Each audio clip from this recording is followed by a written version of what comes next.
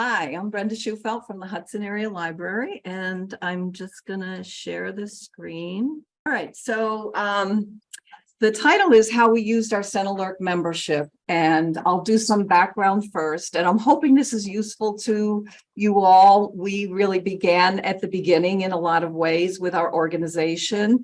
So some of it you may already have been doing for years, and we'll find out.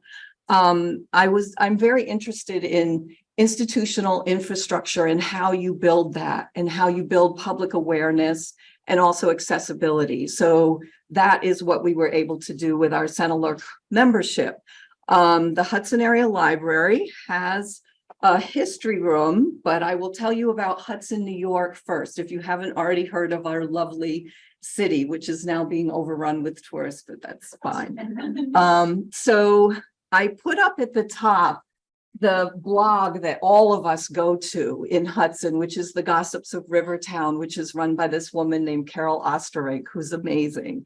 And the first thing to know about Hudson is everyone loves its history. We all feel it has the greatest history of any small city in New York and beyond. And people are very serious about it. It began as a whaling town in the 1700s. A group of Nantucket businessmen and whalers decided it would be safer to be near West Point than out on the open oceans. So they planned a whole city before they even went there. And it does have an amazing history. A lot of it is boom and bust, as you could tell from the whaling. Industrial, moving into other antiques, and now tourism.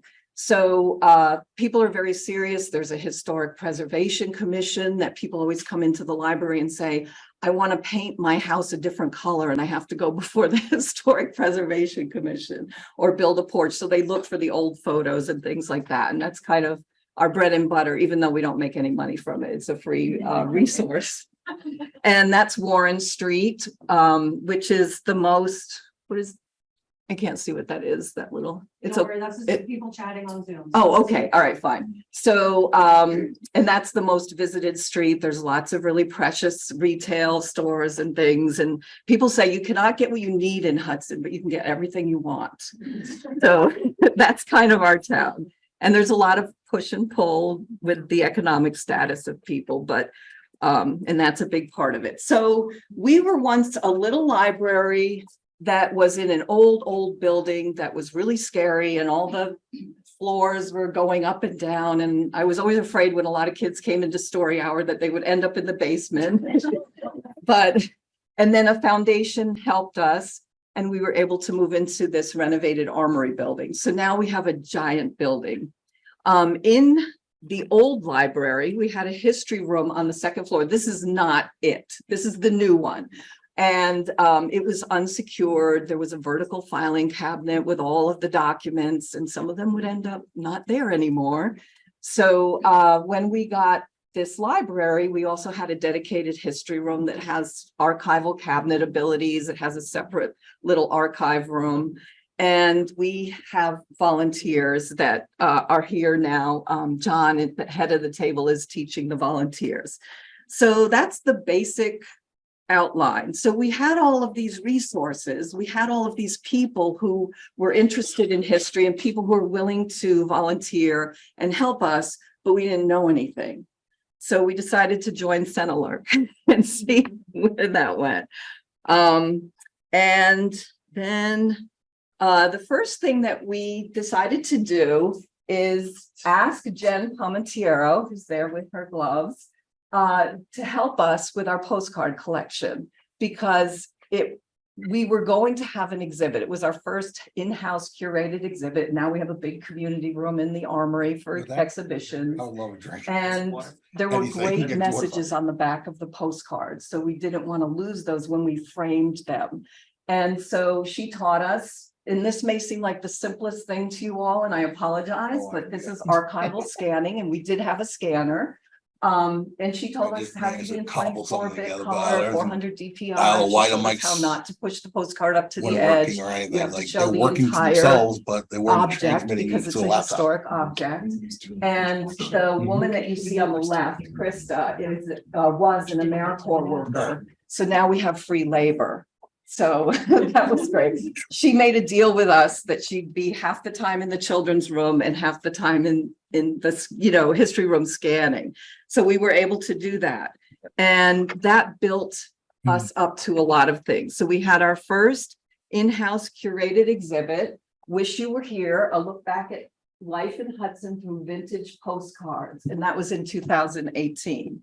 And we decided that we didn't want the postcards taken out of the frame. So we had the digital front and back. If there was any information or message on the back, Krista would scan the back as well. And then because they were digitized, we were able to blow them up into poster size. And we did this kind of by category. So here's the Hudson Athens Lighthouse.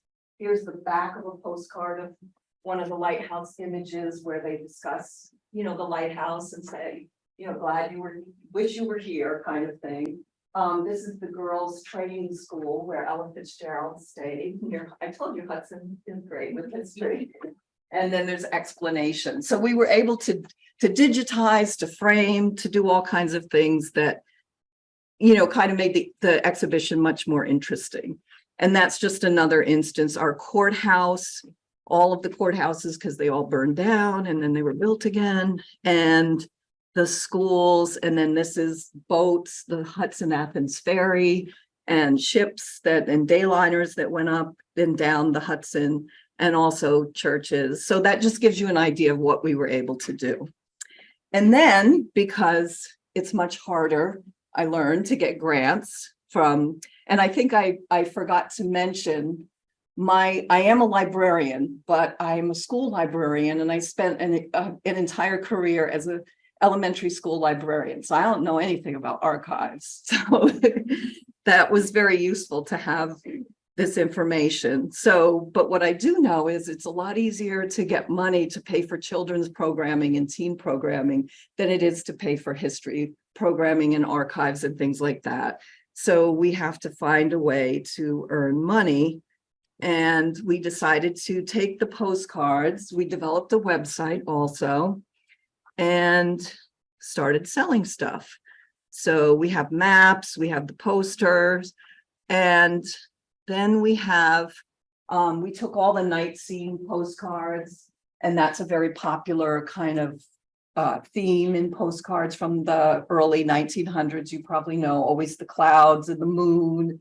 And so of Hudson, the night scene postcards we had of Hudson, and also the Warren Street postcards, the most famous street in Hudson. So we've been selling those. And how did I do that? I don't know how I did that. So sorry about that. Here's our next slide. And one more. And then we sell them in the library and also at different events. And there's two of our history room committee members at a farm and flea that we did. So that has helped us. And then also through SENYLRC, we joined Empire Archival Discovery Cooperative. How many people are in that here? No, great. Wait, this link didn't work. How do here? Had to be on the picture. Okay, so here's our page on the Empire ADC, as it's called. And it's, and Jen, correct me if I'm wrong about any of this. So it's a website where you can put all of your finding aids and your archival collections, and people are able to search through and see. And it can be quite detailed. So the first one is, I think it's our most recent one that we put on, the Hudson Area Library Local Historical Maps and Atlases collection that was just done. And we'll get back to that at a certain point. But you can see that's the overview, gives you the summary, and it's straight from the finding aid. So once you've done your finding aid, you can plug it into Empire, and Jen and Kelsey, and I'm sure other people, but those are the two people I know, can help with that. So it divides everything up. We have maps, and then when we go to Hudson Maps, it'll have a description of every I probably shouldn't keep walking out because oh, it's following me. Ah, oh my God. So it has the title of every map, the date, and the description of what it is. And I'll get back to this at another point because we were really helped by our membership also through this, through developing this finding aid. So back here from current slide. Okay. And then we also joined New York Heritage, which a basic membership. I know I sound like I'm selling things, but I really do believe in this and they are not paying me. Although if they wanted to, they could. Excellent. Wait. So a basic membership gives you like 1,000 images or something. I'm probably saying everything wrong, but Jen can correct me. So this is a website that's supported. Is it New York State Archives? It's the, it's Southeastern and our sister councils around the state. There's 9 of us. Oh, okay. So the 8 actively continue to be. okay, so library resources councils. Okay, great. So we have a page here and whoops, I'm in the map. It'll tell you where is the library. And these are some of our collections online. And because we had, oh, there they are. Because we had, you know, this AmeriCorps worker, and now we have a workforce worker, we really are able to do that. Obviously, we wouldn't have the money to pay someone to sit there and scan, but we're very, very lucky to have all of those things. And we were able to scan our Hudson City directories, which everyone wants to see and know because they give the name, the occupation, and the address of every person. We have them from 1851 to the present day.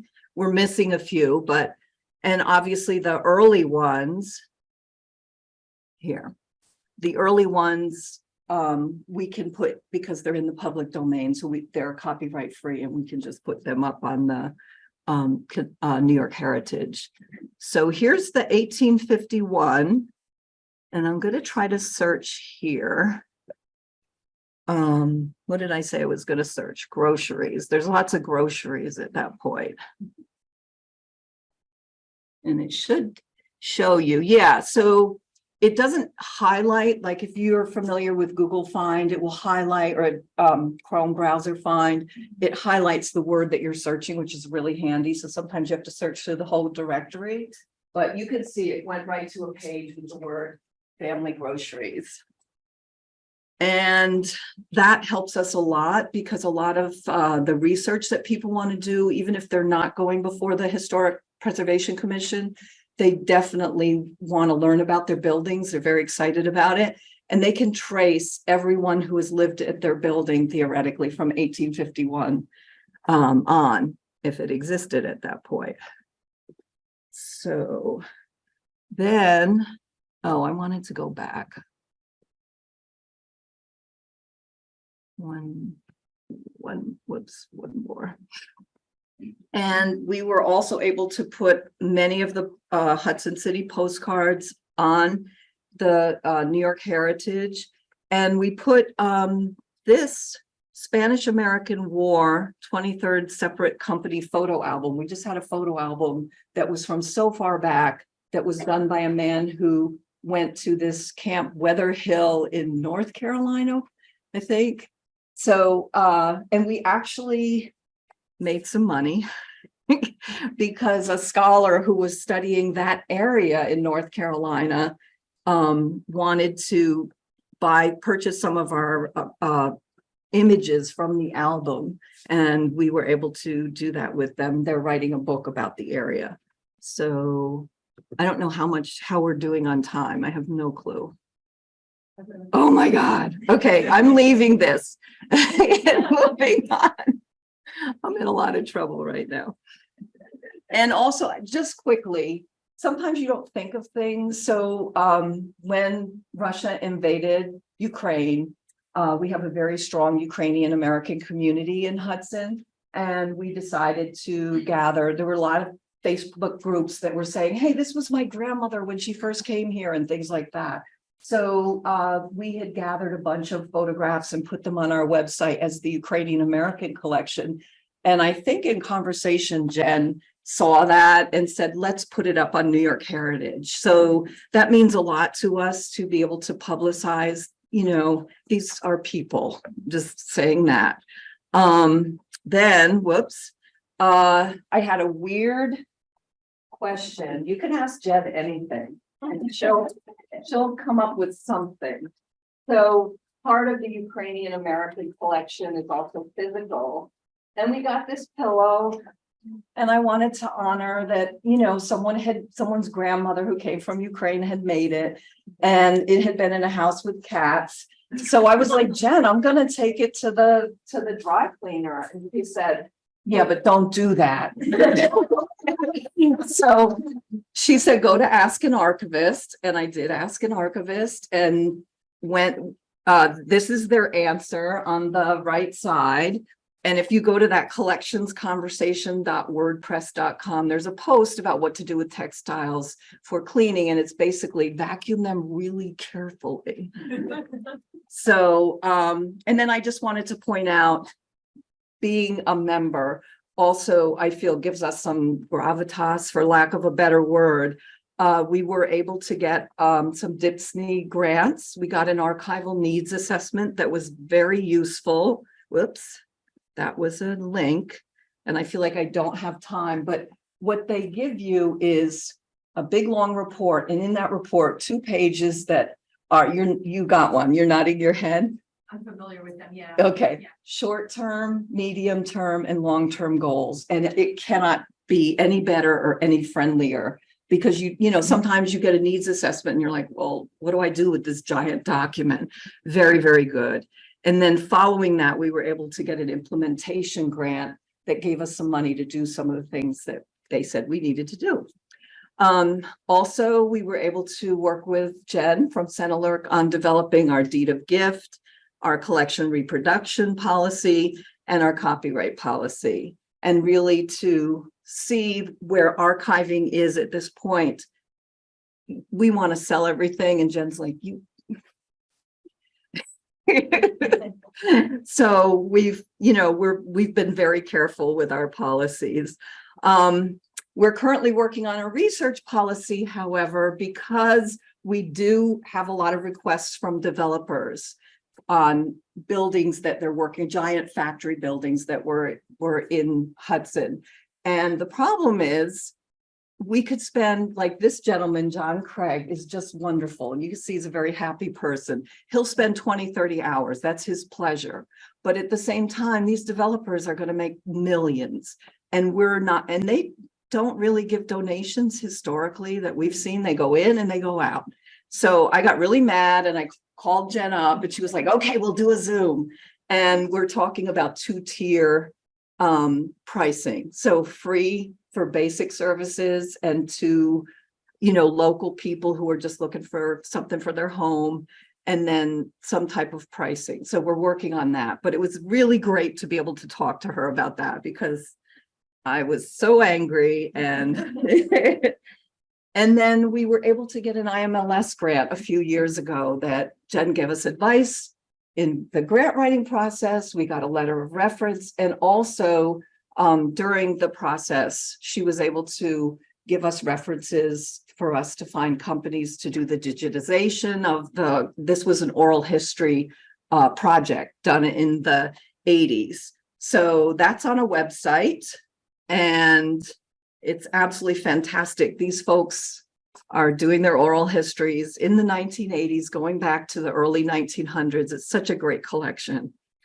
And with our oral history maps and atlases collection, Nina is an archiving student, and she wanted to do a project with us. So she chose that, and she was able to work with Jen. And you saw all of the detailed information on the Empire ADC. And there was a giant spreadsheet template that we were able to develop because of our help, and that Nina could fill in. And we have a whole finding aid with where in each drawer is, the inventory tells you where in each drawer is each map. So it's absolutely fantastic. And then I'll just conclude, I don't know why that somehow isn't showing up, but we worked directly with SENYLRC, with Kelsey on Consider the Source New York, which is a project to develop a website that goes to, I know my time's up, so I'm freaking out right now, that it's a website for local resources for K-12 educators. So that's everything in a nutshell.